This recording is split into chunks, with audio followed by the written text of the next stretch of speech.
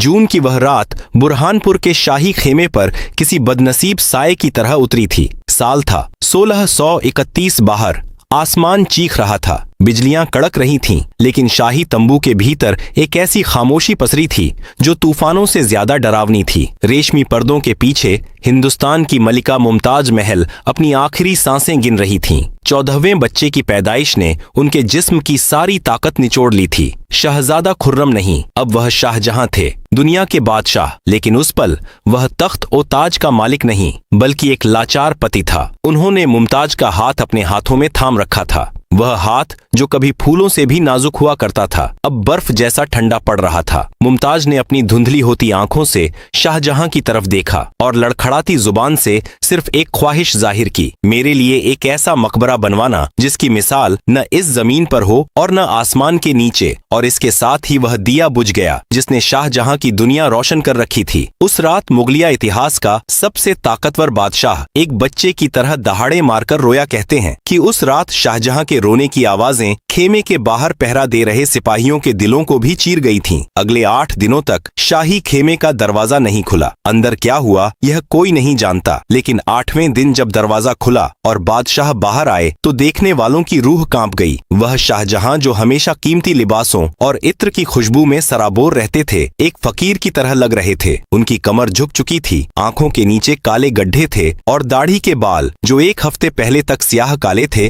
अब बर्फ की तरह सफेद हो चुके थे। गम ने इंसान को निचोड़ दिया था, लेकिन उस टूटे हुए इंसान के अंदर अब एक लोहे जैसा इरादा जन्म ले चुका था। वादा पूरा करना था। काफिला आगरा लौटा। अब सवाल यह था, वह अजूबा कहाँ बनेगा? बादशाह ने अपनी उंगली यमुना नदी के ठीक किनारे पर रख दी। यह एक ऐसा फैसला था जिसने उस वक्त के सबसे बड़े इंजीनियरों और वास्तुकारों के पसीने छुड़ा दिए थे। प्रधान उस्ताद कांपते हुए आगे आए। उन्होंने नक्शे को जमीन पर फैलाया और कहा, जिले इलाही गुस्ताखी माफ हो, लेकिन यमुना का यह किनारा एक धोखा है। यहाँ की मिट्टी दलदल है, सिर्फ रेत और पानी। अगर हम यहाँ कोई भारी इमारत बनाएंगे तो वह अपने ही बोझ तले जमीन में धंस जाएगी। यह जमीन ताज के लायक नहीं है। शाहजहां की पथराई आंखों में एक पल के लिए वह पुरानी आग लौटी। उन्होंने धीमी लेकिन सख्त आवाज में कहा, तो फिर जमीन को लायक बनाओ। अगर यमुना बगावत करे तो उसे बेड़ियों में जकड़ लो मुमताज। वहीं सोएंगी जहाँ से उन्हें बहती नदी की आवाज सुनाई दे। और फिर शुरू हुआ इंसान और कुदरत के बीच का सबसे बड़ा दंगल। आगरा के उस किनारे पर जहाँ कभी सियार और जंगली जानवर घुमा करते थे, अब 20,000 मजदूरों का सैलाब उमड़ पड़ा था। लेकिन उन्हें ऊपर नहीं नीचे जाना था, पाताल की तरफ। उस जमाने में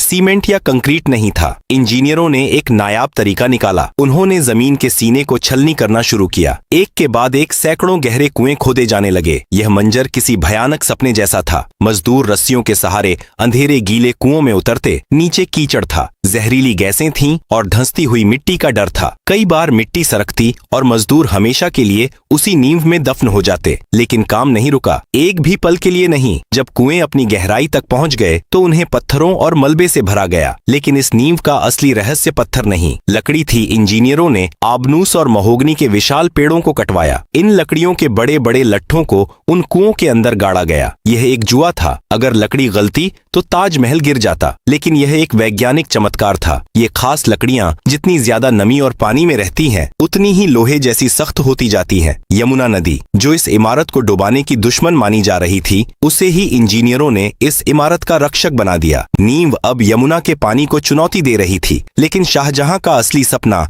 अभी कोसों दूर राजस्थान की तपती रेत में सोया हुआ था। बादशाह ने फरमान जारी कर दिया था कि मुमताज का मकबरा किसी साधारण पत्थर से नहीं, बल्कि सफेद मकराना संगमरमर से बनेगा। उस दौर में यह फैसला केवल खर्चीला नहीं, बल्कि एक तरह का पागलपन था। मकराना आगरा से 400 किलोमीटर दूर था। बीच में था थार का रेगिस्तान, जलती हुई गर्मी और धूल भरी आंधियां। लेकिन इश्क कब फासलों से और अविश्वसनीय सफर शुरू हुआ। इतिहास गवाह है कि उस वक्त 1000 हाथियों का एक विशाल लश्कर तैयार किया गया। जी हाँ, 1000 हाथी, इनके साथ हजारों बैलगाड़ियां और अनगिनत मजदूर थे। राजस्थान की खदानों से जब विशालकाय सफेद चट्टानें काटी जाती थीं, तो उनके गिरने की आवाज से धरती कांप उठती थी। इन चट्टानों को बड़ी सावधानी से खास तौर पर बनाई गई लकड़ी की गाड़ियों पर लादा जाता। जरा उस मंजर की कल्पना कीजिए। रेगिस्तान के सन्नाटे में मीलों लंबा काफिला रेंग रहा है। पहियों की चरमराहट, बैलों की घंटियां और मजदूरों के लोकगीत। यह पत्थरों का सफर नहीं था। यह एक सफेद नदी थी जो रेगिस्तान को चीरती हुई आगरा की तरफ बह रही थी। एक एक पत्थर कई टन भारी था। अगर रास्ते में एक भी पत्थर चटक जाता तो महीनों की मेहनत मिट्टी में मिल जाती। यह सफर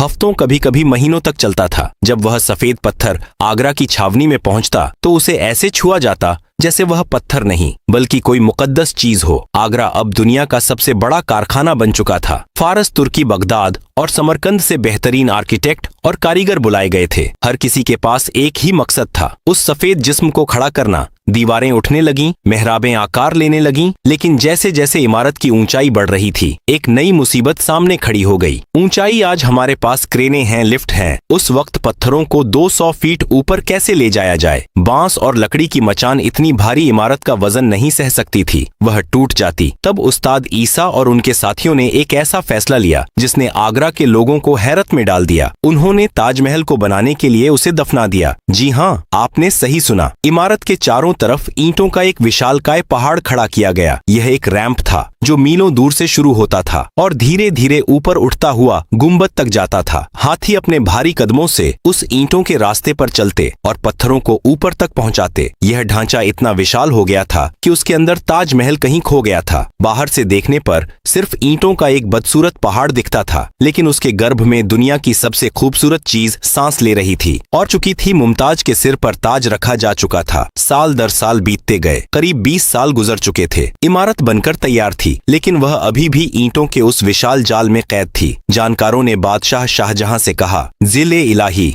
इमारत मुकम्मल है, लेकिन इसके चारों तरफ जो ईंटों का पहाड़ हमने बनाया है उसे हटाने में ही हमें 5 साल और लग जाएंगे। शाहजहां अब बूढ़े हो रहे थे। उनका सब्र जवाब दे रहा था। 5 साल मुमताज के दीदार के लिए 5 साल और नहीं। बादशाह की आंखों में एक चमक आई। उन्होंने वजीरों की तरफ देखा और एक ऐसा हुक्म दिया जो आज भी किस्सों में सुनाया जाता है। शाहजहां ने ऐलान कर दिया, इस मचान की ईंटें शाही खजाना नहीं है। आज रात से जो कोई भी यहाँ से ईंट ले जाएगा वह ईंट उसी की होगी। उस जमाने में पकी हुई ईंटें कीमती होती थीं। यह खबर जंगल की आग की तरह फैली। आगरा के किसान, मजदूर, गरीब हजारों की तादाद में रात के अंधेरे में वहां उमड़ पड़े। किसी ने बैलगाड़ी भरी, किसी ने सिर पर उठाया, किसी ने झोली में। पूरी रात आगरा जागता रहा और जब अगली सुबह सूरज की पहली किरण यमुना के पानी पर गिरी तो वह ईंटों का बदसूरत पहाड़ गायब हो चुका था और वहां खड़ा था वह बर्फ जैसा सफेद बेदाग और इतना रोशन कि आंखों को यकीन न आए। ऐसा लग रहा था मानो खुदा ने जन्नत का एक टुकड़ा जमीन पर रख दिया हो। सूरज की रोशनी में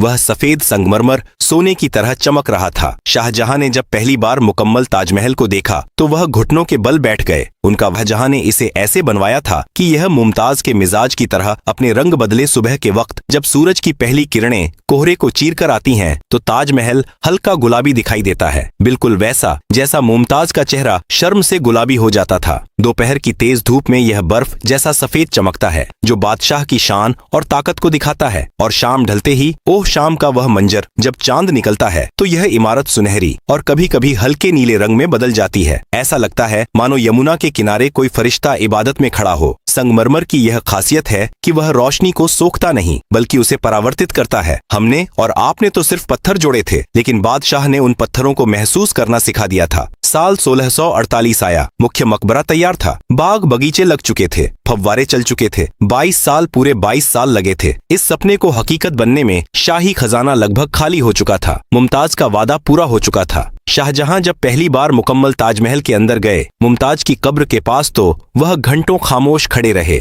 चारों तरफ फैली उस अलौकिक खूबसूरती के बीच उन्हें सिर्फ अपनी बेगम की मौजूदगी का एहसास हो रहा था। उन्होंने कहा था, यह इमारत सिर्फ मोहब्बत की दास्तान नहीं सुनाएगी बल्कि यह आने वाले जमाने को बताएगी कि इश्क ने पत्थर को भी पिघला दिया था।